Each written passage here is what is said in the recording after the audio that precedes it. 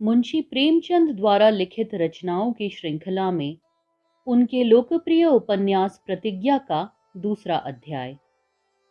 इधर दोनों मित्रों में बातें हो रही थी, उधर लाला बद्री प्रसाद के घर में मातम सा छाया हुआ था। लाला बद्री प्रसाद, उनकी स्त्री देवकी और प्रेमा तीनों बैठे निश्चल नेत्रों से भूमि की ओर ताक रहे थे, मानो जंगल में राह भूल गए हों। बड़ी देर के बाद देवकी बोली, तुम जरा अमृत राय के पास चले जाते। बद्री प्रसाद ने आपत्ति के भाव से कहा, जाकर क्या करूं? देवकी, जाकर समझाओ बुझाओ। और क्या करोगे? उनसे कहो, भैया हमारा डोंगा क्यों मझधार में डुबाए देते हो? तुम घर के लड़के हो, तुमसे हमें ऐसी आशा न थी। देखो क्या कहते हैं। बद्री प्रसाद, मैं उनके पास अब नहीं जा सकता। देवकी, आखिर क्यों? कोई हरज है? बद्री प्रसाद, अब तुमसे क्या बताऊं। जब मुझे उनके विचार मालूम हो गए तो मेरा उनके पास जाना अनुचित ही नहीं, अपमान की बात है। आखिर हिंदू और मुसलमान में विचारों ही का तो अंतर है। मनुष्य में विचार ही सब कुछ है। वह विधवा विवाह के समर्थक है, समझते हैं इससे देश का उद्धार होगा। मैं समझता हूं इससे सारा समाज नष्ट हो जाएगा, हम इससे कहीं अधोगति को पहुंच जाएंगे। हिंदुत्व का रहा सहा चिन्ह भी मिट जाएगा। इस प्रतिज्ञा ने उन्हें हमारे समाज से बाहर कर दिया। अब हमारा उनसे कोई संपर्क नहीं रहा। देवकी ने इस आपत्ति का महत्व नहीं समझा। बोली, यह तो कोई बात नहीं। आज अगर कमला प्रसाद मुसलमान हो जाए तो क्या हम उसके पास आना जाना छोड़ देंगे? हमसे जहां तक हो सकेगा हम उसे समझाएंगे और उसे सुपथ पर लाने का उपाय करेंगे। देवकी के इस तर्क से बद्री प्रसाद कुछ नरम तो पड़े, लेकिन अपना पक्ष न छोड़ सके। बोले, भाई मैं तो अमृत राय के पास न जाऊंगा। तुम अगर सोचती हो कि समझाने से वह राह पर आ जाएंगे तो बुलवा लो या चली जाओ, लेकिन मुझसे जाने को न कहो। मैं उन्हें देखकर शायद आपे से बाहर हो जाऊं। कहो तो जाऊं? देवकी, नहीं, क्षमा कीजिए, इस जाने से तो न जाना ही अच्छा। मैं ही कल बुलवा लूंगी। बद्री प्रसाद, बुलवाने को बुलवा लो, लेकिन यह मैं कभी पसंद न करूंगा कि तुम उनके हाथ पैर पड़ो। वह अगर हमसे एक अंगुल दूर हटेंगे तो हम उनसे गज भर दूर हट जाएंगे। प्रेमा को मैं उनके गले लगाना नहीं चाहता, उसके लिए वरों की कमी नहीं है। देवकी, प्रेमा उन लड़कियों में नहीं कि तुम उसका विवाह जिसके साथ चाहो कर दो। जरा जाकर उसकी दशा देखो तो मालूम हो। जब से यह खबर मिली है ऐसा मालूम होता है कि देह में प्राण ही नहीं, अकेले छत पर पड़ी हुई रो रही है। बद्री प्रसाद, अजी 10-5 दिन में ठीक हो जाएगी। देवकी, कौन? मैं कहती हूं कि वह इसी शोक में रो रो कर प्राण दे देगी। तुम अभी उसे नहीं जानते। बद्री प्रसाद ने झुंझलाकर कहा, अगर वह रो रो कर मर जाना चाहती है तो मर जाए, लेकिन मैं अमृत राय की खुशामद करने न जाऊंगा। जो प्राणी विधवा विवाह जैसे घृणित व्यवसाय में हाथ डालता है उससे मेरा कोई संबंध नहीं हो सकता। बद्री प्रसाद बाहर चले गए। देवकी बड़े असमंजस में पड़ गई। पति के स्वभाव से वह परिचित थी, लेकिन उन्हें इतना विचार शून्य न समझती थी। उसे आशा थी कि अमृत राय समझाने से मान जाएंगे, लेकिन उनके पास कैसे जाए, पति से रार कैसे मोल ले। सहसा ऊपर से प्रेमा आकर चारपाई के पास खड़ी हो गई, आंखें लाल हो गई थी। देवकी ने कहा, रो मत बेटी, मैं कल उन्हें बुलाऊंगी। मेरी बात वह कभी न टालेंगे। प्रेमा ने सिसकते हुए कहा, नहीं अम्मा जी, आपके पैरों पड़ती हूं, आप उनसे कुछ न कहिए। उन्होंने हमारी बहनों की ही खातिर तो यह प्रतिज्ञा की है। हमारे यहाँ कितने ऐसे पुरुष हैं जो इतनी वीरता दिखा सके। मैं इस शुभ कार्य में बाधक न बनूंगी। देवकी ने विस्मय से प्रेमा की ओर देखा। लड़की यह क्या कह रही है, यह उसकी समझ न आया। प्रेमा फिर बोली, ऐसे सुशिक्षित पुरुष अगर यह काम न करेंगे तो कौन करेगा? जब तक ऐसे लोग साहस से काम न लेंगे, हमारी अभागिनी बहनों की रक्षा कौन करेगा? देवकी ने कहा, और तेरा क्या हाल होगा बेटी? प्रेमा ने गंभीर भाव से कहा, मुझे इसका बिल्कुल दुख नहीं है। अम्मा जी, मैं आपसे सच कहती हूँ, मैं भी इस काम में उनकी मदद करूंगी। जब तक आप दोनों का हाथ मेरे सिर पर है, मुझे किस बात की चिंता है। आप लोग मेरे लिए जरा भी चिंता ना करें, मैं कंवारी रहकर बहुत सुखी रहूंगी। देवकी ने आंसू भरी आंखों से कहा, माँ बाप किसके सदा बैठे रहते हैं बेटी, अपनी आंखों के सामने जो काम हो जाए वही अच्छा। लड़की तो उनकी नहीं कंवारी रहने पाती जिनके घर में भोजन का ठिकाना नहीं। भिक्षा मांगकर लोग कन्या का विवाह करते हैं। मोहल्ले में कोई लड़की अनाथ हो जाती है तो चंदा मांगकर उसका विवाह कर दिया जाता है। मेरे यहाँ किस बात की कमी है। मैं तुम्हारे लिए कोई और वर तलाश करूंगी। यह जाने सुने आदमी थे, इतना ही था, नहीं तो बिरादरी में एक से एक पड़े हुए हैं। मैं कल ही तुम्हारे बाबूजी को भेजती हूँ। प्रेमा का हृदय कांप उठा। 3 साल से अमृत राय को अपने हृदय मंदिर में स्थापित करके वह पूजा करती चली आती थी। उस मूर्ति को उसके हृदय से कौन निकाल सकता था। हृदय में उस प्रतिमा को बिठाए हुए क्या वह किसी दूसरे पुरुष से विवाह कर सकती थी। वह विवाह होगा या विवाह का स्वांग, उस जीवन की कल्पना कितनी भयावह, कितनी रोमांचकारी थी। प्रेमा ने जमीन की तरफ देखते हुए कहा, नहीं अम्मा जी, मेरे लिए आप कोई फिक्र ना करें। मैंने कंवारी रहने का निश्चय कर लिया है। बाबू कमला प्रसाद के आगमन का शोर सुनाई दिया। आप सिनेमा के अनन्य भक्त थे। नौकरों पर उनका बड़ा कठोर शासन था। विशेषतः बाहर से आने पर तो वह एक आध की मरम्मत किए बगैर न छोड़ते थे। उनके बूट की चरमर सुनते ही नौकरों में हलचल पड़ जाती थी। कमला प्रसाद ने आते ही आते कहार से पूछा, बर्फ लाए? कहार ने दबी जबान से कहा, अभी तो नहीं सरकार। कमला प्रसाद ने गरज कर कहा, जोर से बोलो, बर्फ लाए कि नहीं? मुंह में आवाज नहीं है। कहार की आवाज अब की बिल्कुल बंद हो गई। कमला प्रसाद ने कहार के दोनों कान पकड़कर हिलाते हुए कहा, हम पूछते हैं बर्फ लाए कि नहीं।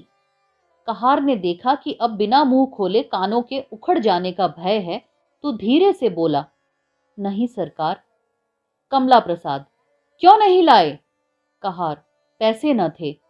कमला प्रसाद, क्यों पैसे न थे? घर में जाकर मांगे थे? कहार, हाँ हुजूर, किसी ने सुना नहीं। कमला प्रसाद, झूठ बोलता है, मैं जाकर पूछता हूं। अगर मालूम हुआ कि तूने पैसे नहीं मांगे तो कच्चा ही चबा जाऊंगा रास्कल।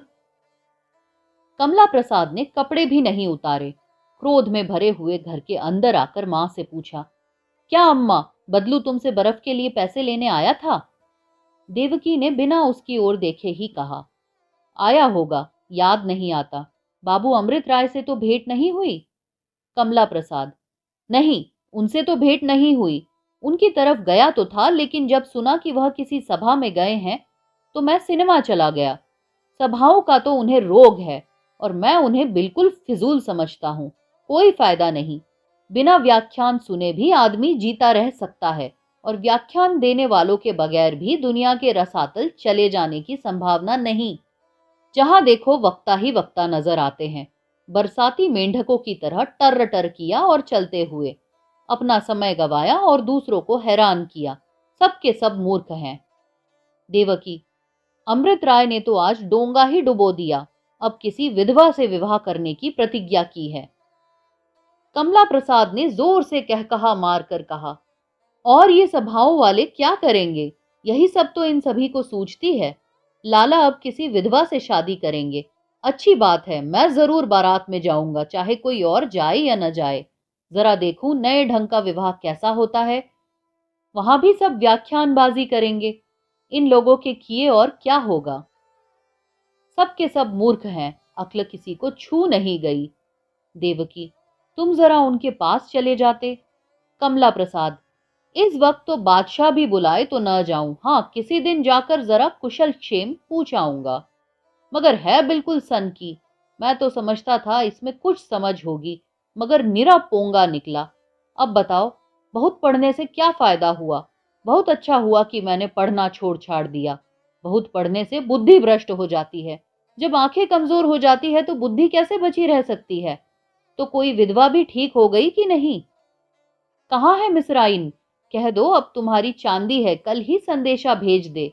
कोई और न जाए तो मैं जाने को तैयार हूं, बड़ा मजा आएगा। कहाँ है मिसरानी? अब उनके भाग्य चमके। रहेगी बिरादरी की ही विधवा ना, कि बिरादरी की भी कैद नहीं रही। देवकी, यह तो नहीं जानती, अब क्या ऐसे भ्रष्ट हो जाएंगे? कमला प्रसाद, यह सभा वाले जो कुछ न करे वह थोड़ा, इन सभी को बैठे बैठे ऐसे ही बेपर की उड़ाने की सूझती है। एक दिन पंजाब से कोई बौखल आया था, कह गया जात पात तोड़ दो, इससे देश में फूट बढ़ती है। ऐसे ही एक और जांगलू आकर कह गया चमारों पासियों को भाई समझना चाहिए, उनसे किसी तरह का परहेज न करना चाहिए। बस सब के सब बैठे बैठे यही सोचा करते हैं कि कोई नई बात निकालनी चाहिए। बुढ़े गांधी जी को कुछ न सूझी तो स्वराज्य ही का डंका पीट चले, सबों ने बुद्धि बेच खाई है। इतने में एक युवती ने आंगन में कदम रखा, मगर कमला प्रसाद को देखते ही ड्योढ़ी में ठिठक गई। देवकी ने कमला प्रसाद से कहा, तुम जरा कमरे में चले जाओ, पूर्णा ड्योढ़ी में खड़ी है। पूर्णा को देखते ही प्रेमा दौड़कर उसके गले से लिपट गई। पड़ोस में एक पंडित वसंत कुमार रहते थे, किसी दफ्तर में क्लर्क थे। पूर्णा उन्हीं की स्त्री थी, बहुत ही सुंदर, बहुत ही सुशील। घर में दूसरा कोई न था। जब 10 बजे पंडित जी दफ्तर चले जाते तो यहीं चली आती और दोनों सहेलियां शाम तक बैठी हंसती बोलती रहती। प्रेमा को इतना प्रेम था कि यदि किसी दिन वह किसी कारण से न आती तो स्वयं उसके घर चली जाती। आज वसंत कुमार कहीं दावत खाने गए थे। पूर्णा का जी ऊब उठा, यहां चली आई।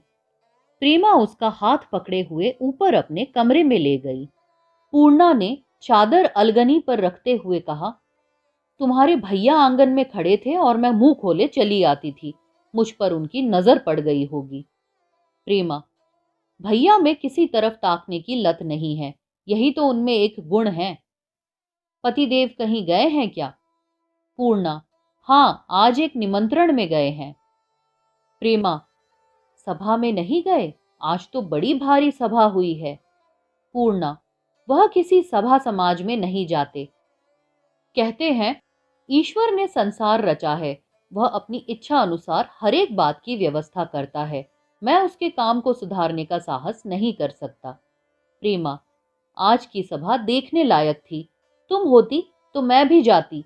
समाज सुधार पर एक महाशय का बहुत अच्छा व्याख्यान हुआ। पूर्णा, स्त्रियों का सुधार करने की आवश्यकता नहीं है, पहले पुरुष लोग अपनी दशा तो सुधार लें, फिर स्त्रियों की दशा सुधारेंगे। उनकी दशा सुधर जाए तो स्त्रियां आप ही आप सुधर जाएंगी। सारी बुराइयों की जड़ पुरुष ही है। प्रेमा ने हंसकर कहा, नहीं बहन, समाज में स्त्री और पुरुष दोनों ही हैं, और जब तक दोनों की उन्नति न होगी जीवन सुखी न होगा। पुरुष के विद्वान होने से क्या स्त्री विदुषी हो जाएगी?